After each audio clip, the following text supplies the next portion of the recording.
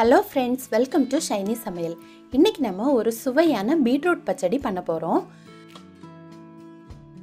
நம்ம இதல தயிர் எல்லாம் சேர்த்து பண்றதால பீட்ரூட் பிடிக்காதவங்க கூட இந்த பீட்ரூட் பச்சடியை விரும்பி சாப்பிடுவாங்க. இதை இப்போ எப்படி பண்றதுன்னு பார்க்கலாம். வீடியோக்குள்ள போக முன்னாடி என்னோட சேனலை இதுவரைக்கும் சப்ஸ்கிரைப் பண்ணாதவங்க மறக்காம சப்ஸ்கிரைப் பண்ணிக்கோங்க. அப்படியே பக்கத்துல இருக்க பெல் பட்டனையும் கிளிக் பண்ணிக்கோங்க. அப்பதான் நான் அடுத்தடுத்து போடுற வீடியோஸை நீங்க தவறாம பார்க்க முடியும். பச்சடி பண்றதுக்காக நான் இன்னைக்கு ஒரு பீட்ரூட் எடுத்து வச்சிருக்கேன்.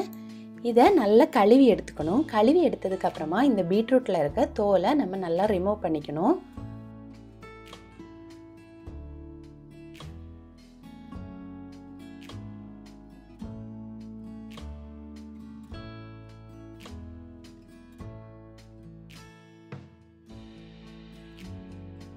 இப்போ தோல் எல்லாம் ரிமூவ் பண்ணி எடுத்தாச்சு. அடுத்து இதை நல்லா துருவி வச்சுக்கணும். பெருசா வேணும்னா நீங்க பெரிய துருவல்ல கூட துருவி எடுத்துக்கலாம். இல்லனா சின்னதுல கூட துருவி எடுத்துக்கலாம். உங்களுக்கு இப்ப துருவ டைம் இல்லனா நீங்க இத குக்கர்ல வேக வச்சு கூட எடுத்துக்கலாம். இப்போ நான் இந்த பீட்ரூட் எல்லாம் நல்லா துருவி எடுத்தாச்சு. இப்போ இந்த துருவி எடுத்த பீட்ரூட் கிட்டத்தட்ட 2 கப் இருக்கும். அடுத்து இத வேக வச்சு எடுத்துடலாம். அதுக்காக ஒரு கடாய் எடுத்து அதுல துருவி வச்சிருக்க பீட்ரூட்டை சேர்க்கணும். பீட்ரூட் சேர்த்ததுக்கு அப்புறமா அது வேகிறதுக்கு தேவையான அளவு தண்ணியும் அந்த பீட்ரூட்டுக்கு தேவையான உப்பும் சேர்த்து வேக விடணும். ஒரு மூடி போட்டு 6 to 8 minutes வேக விடுங்க. அப்போ அது நல்லா குக் ஆகி வந்துடும். அடுத்து இந்த பச்சடிக்கு தேவையான மசாலா ரெடி பண்ணலாம். அதுக்காக ஒரு மிக்ஸி ஜார் எடுத்து அதுல 1 கப் துருவிய தேங்காய் எடுத்துக்கணும். கூடவே 2 பச்சை மிளகாய், ஒரு கொத்து கறிவேப்பிலை, ஒரு சின்ன துண்டு இஞ்சி, 1/2 டேபிள்ஸ்பூன் ஜீரகம், 1/2 டீஸ்பூன் கடுகு எடுத்திருக்கேன். கடுகு கம்மியா சேர்த்துக்கோங்க. அதிகமா சேர்த்தா அந்த கடுவோட டேஸ்ட் தான் டாமினேட் பண்ணும். இதுல விருப்பப்படுறவங்க 2 பல் பூண்டு சேர்த்துக்கலாம். அடுத்து இதுல தேவையான அளவு தண்ணி சேர்த்து இதை அரைச்சுக்கணும். இதை நல்ல கொரகொரப்பாவும் அரைக்கக்கூடாது, ரொம்ப நைஸாவும் அரைக்கக்கூடாது.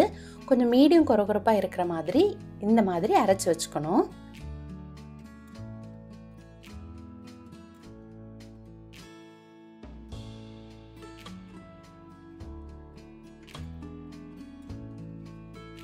இப்போ 8 நிமிஷத்துக்கு அப்புறமா பீட்ரூட் சூப்பரா வெந்து வந்திருக்கு.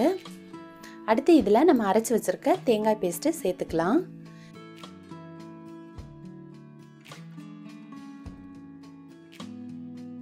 தேங்காய் பேஸ்ட் சேர்த்ததுக்கு அப்புறமா அதுல கொஞ்சம் தண்ணி சேர்த்து அந்த தண்ணியை இதுல சேர்த்துக்கலாம். இப்போ இது எல்லாம் சேர்த்து நல்லா மிக்ஸ் பண்ணி விடணும். மிக்ஸ் பண்ணி விட்டதுக்கு அப்புறமா இதோட பச்சை வாசனை எல்லாம் போகிறதுக்காக ஒரு 5 நிமிடம் இதை நல்லா வேக விடணும்.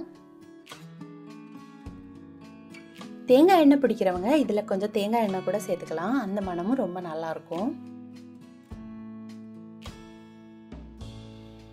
இதை 5 நிமிஷம் நல்லா வெந்ததுக்கு அப்புறமா இதை ஆஃப் பண்ணி நல்லா ஆற விட்டுடுங்க. அடுத்து 1 கப் கெட்டியான தயிர் எடுத்துக்கணும். தயிரை லைட்டா பீட் பண்ணி வச்சுக்கோங்க. இப்போ இது நல்லா ஆறி வந்தாச்சு. இதுல நம்ம பீட் பண்ணி வச்சிருக்க தயிரை சேர்த்துக்கலாம். பீட்ரூட் வந்து சூடா இருக்கும்போது தயிர் சேர்த்தா அது லைட்டா திரிஞ்சு போயிடும். அதனால இதை நல்லா ஆற விட்டதுக்கு அப்புறமா தயிர் சேர்த்துக்கோங்க.